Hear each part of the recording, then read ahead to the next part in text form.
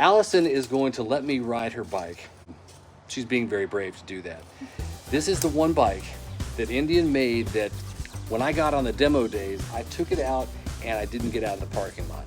I was kind of freaked out. Ooh, this feels very upright and very, very strange. I don't know that I want to ride this bike. I'm saying this in front of Allison, who's invited me out here. I'm not forcing him to do this, by the way. This is his choice. But when she said, you can come ride my bike, I'm like, okay, I'm good at making fun of myself.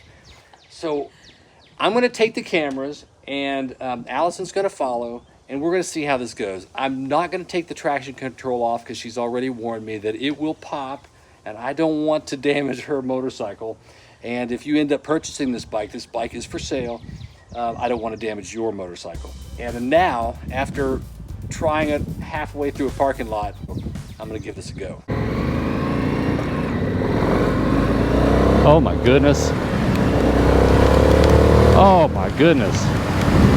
Wow, wow, wow. That is crazy. This thing has so little weight to so much power. The ratio is just incredible. Now let's make sure I get stopped on time and turn my signals on. That is amazing. Wow.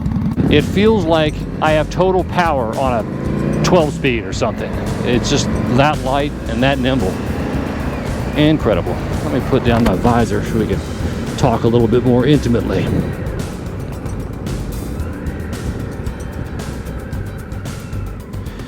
So as I briefly mentioned when we first got started here, that I was a little freaked out about this bike when I rode it at Indian demo days. Will we be able to turn left easy? Okay.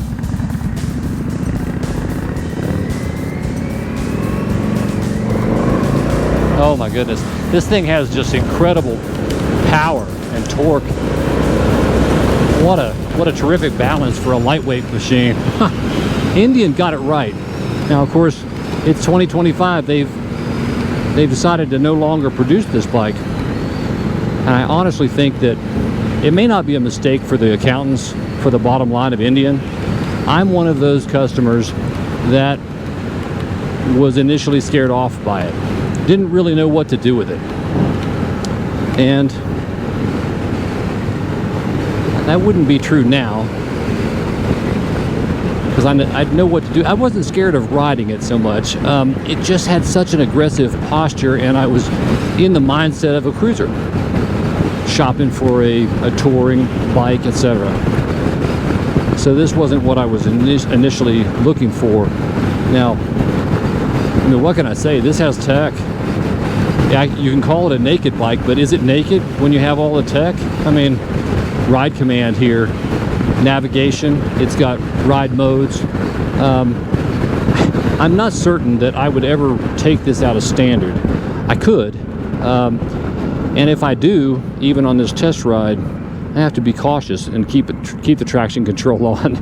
I do not want to pop wheelies and stuff. This has the power, the torque, and it's light enough where it could do anything that you want to do. I just don't want to get crazy with it. Certainly not on someone else's bike.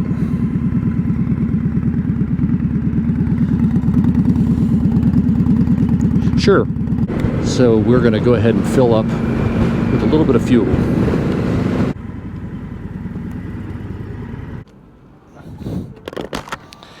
That is a zippy bike. Oh my gosh. Now this is bringing up a pretty good point, because with this is not actually the gas tank. The gas tank is actually underneath the seat, and that's good because the weight of all the fuel is actually down low, whereas if it were up here it would be much less nimble than it is. So that was really good design and engineering. Of course, it also allows for the seat to be a bit higher. This seat, for a smaller bike, it's positioned more aggressively, leaning slightly forward, but it's higher. The seat position is higher than on my Springfield, for example. Maybe even 4 inches or 5 inches higher, I believe that it is. Gas for $7.50. It doesn't take much. I just love the thrust that this bike puts you in. I mean, just a twist and you're gone. 120 horsepower, and I think if I remember right, it's 86 foot-pounds of torque. Now, Sulphur Springs Road here has some turns in it, so I won't put it through its paces and really push. But we'll see what it can do at least. And as I sometimes say, that driver is stealing my joy. I can't get anywhere. Look at that, a beautiful turn gone to waste. Following this guy or gal. Come on. It really can put down. What else can I say? And you can avoid potholes too. Oh, the stiff suspension just stiffened my spine. I hadn't really thought to adjust the suspension. It is adjustable. I think she just got it torqued down nice and tight. Taking those twisters. We do live in Tennessee. She's probably had this up to the mountains a time or two. Wouldn't blame her.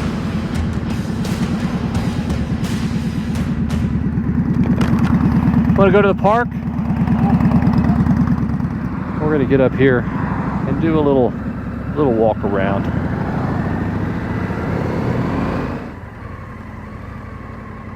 I started out with a Ninja 650, and I liked how light it was. Yeah. And this just seems, and I don't know if there's a difference in weight, but it's just the seating position on this, and you know, like I told you earlier, it feels like you're riding on it. It's so light and nimble. This is definitely a different beast for sure. It is. But, yeah. The position of the feet make it more aggressive. Then of course the seat leans you forward, and you find yourself just kind of leaning into the wind, which is the right position, because otherwise at high speed you'd just blow yourself right off this bike if you were positioned like a cruiser. This is all stock. I haven't done anything to it. Water cool, LED, ride command, monoshock, Olin's. I mean, I don't know what you're asking for, but I mean, it's a value bike, because you can always put racks on it too. I know that there are accessories that fit on this. Yeah, and you can also put like the screens, the toe screens on there as well. Right. So I see a lot of people when they first buy the bike, the first thing they do is remove this big clunk of metal right here, and then they put the plate up here. But then the problem is, like I said before, is that when you're in the rain, this guard right here does protect you just a little bit. Without this, you're back. I do wonder if someone, either aftermarket or if Indian, might have something that would extend this so that it would prevent from maybe throwing all the stuff on you. But of course, a lot of riders that are accustomed to sport bikes might be just used to that. Right. It's just a part of it. Yeah, it's not a thing for them. Exactly. Whereas I think about going out in heated gear and rain protection, comfort, and total comfort. I don't want to get wet. And of course, if you're on a naked bike, you're probably thinking, well, if I get wet, I'll go take a shower, you know, and heat up or whatever at the end of the day. Yep. It's a different mentality, because you're be probably closer to home. But it's fun. I think this is kind of wacky, having the pegs, and of course people ride on all sport bikes 2-up and just for the grins of it, but I wouldn't want to be on the back of I this. can't imagine. That's the thing. I honestly, it's possible to ride in the little rider, because you've got these really sturdy pegs, and then these feel really solid. But again, yeah. If someone maybe really a small child, I don't know. That might not be a good idea. No. You didn't hear that from us. No. Definitely not in sport mode. Yeah. It's just pretty. It's such an interesting bike. Chain. It almost would have to be a chain, because it's just got so much dang torque. When you put the power to it, it just throws it right to the road. It needs a wash. It's a bit dusty, but other than that, it's perfect.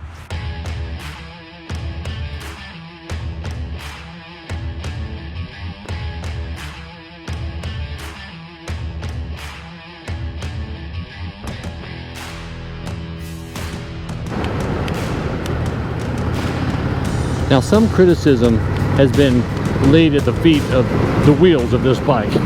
and that is of the sound. The sound doesn't match the torque and the horsepower of the bike. So it is really an aggressive bike, but it doesn't sound like it. Of course, you could modify the pipes and all that kind of stuff, but I'm not going to lay that criticism myself, because I actually like it's smooth and quiet. It's almost like, I don't know, a stealthy bird or something. You can fly and just swoop through these corners. No one even know that you're there. It's crazy. There's a little bit of a growl to it. Riding on the concrete slab here for any length of the distance isn't any fun to any motorcyclist, but to put it through its paces, you kind of got to go through that effort a little bit. I'm curious if I get blown off the road. This is so light. Listen to it with a Scout.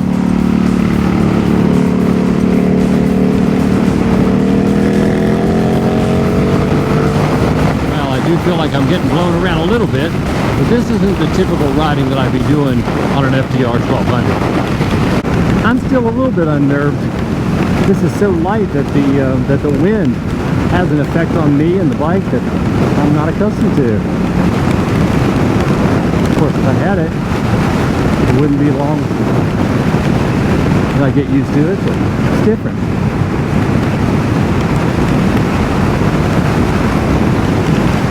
This is very responsive. Around the curves, twist of the throttle, I mean, it's got everything I'd want. Not a touring bike, so I think that's why a lot of the Indian riders just didn't quite know what to do with it. Yeah, the brakes are real strong, and they'd have to be, but I mean, both back and front brakes feel great. Don't have any backlit. That's typical of all the Indians, but I'm curious what the 360 will catch. Yeah, that'll be cool. Yeah, with a 360 I can catch all the vibrations of the shock and the wheel, everything, just whatever it's doing back there, I can see it. That makes it kind of fun. Hey y'all, these are my new Climb induction gloves. By the way, they're kind of cool. See a little lightning or electric insignia that indicates I can touch a screen and it will be responsive. So, didn't mean to talk about that. Uh-oh, stall it out. Why do I do that? I'll probably leave that in because I always like to embarrass myself. Anytime something just makes you giggle, it has to be good, right?